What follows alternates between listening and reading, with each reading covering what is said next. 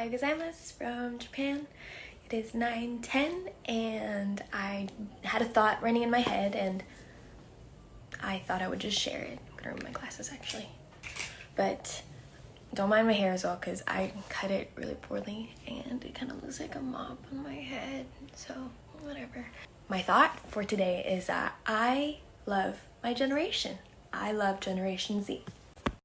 So I thought that I was born in the wrong generation and I refused to use language that Gen Z would use because I didn't want to feel like I was associated with the generation. So it sounds so prideful and just ridiculous, but I had so much skepticism and yeah, because I think also my thinking was like, oh, my generation is so weak, I wish I wasn't part of this, like we're so sensitive and emotional, and the Lord totally shifted my perspective on that, and when I would look at this generation, my generation, in such a negative light, he told me that I can't change a generation by hating it or being skeptical. We just have to be like Jesus. And slowly the Lord just warmed my heart up for my generation in a way that, and showed me what he loves about this generation. And every generation has its personality or its characteristics and certain characteristics that are exemplified more in one certain generation than others. And something that I've learned to love about my generation is that we are, I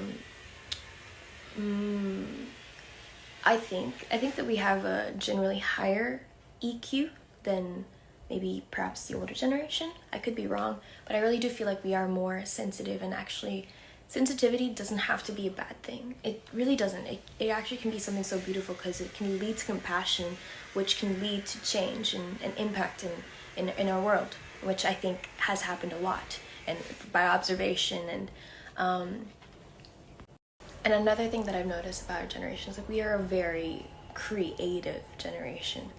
And I love creativity, big fan of it. I think it's a beautiful way to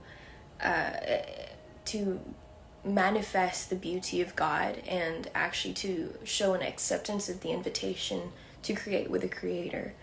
And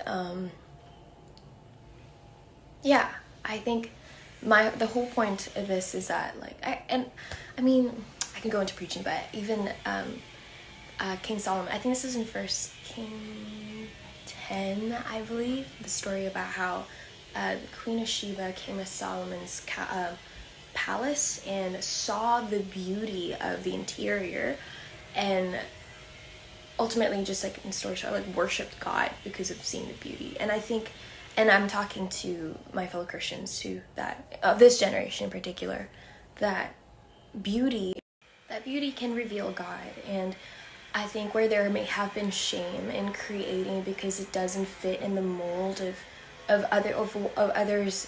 other generations' idea of what it looks like to represent God, like I want to break that off. That if you have a creative mind, just go after it. And it actually, I think, again, I said it's like really a representation of accepting the invitation of creating with the Creator. And even that can be priestly ministration to God.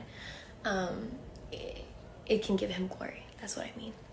So I think, in short, what I'm trying to say is that we can't change a generation by hating it or being skeptical. Like, just be the person that you want to represent, which is God. Yeah.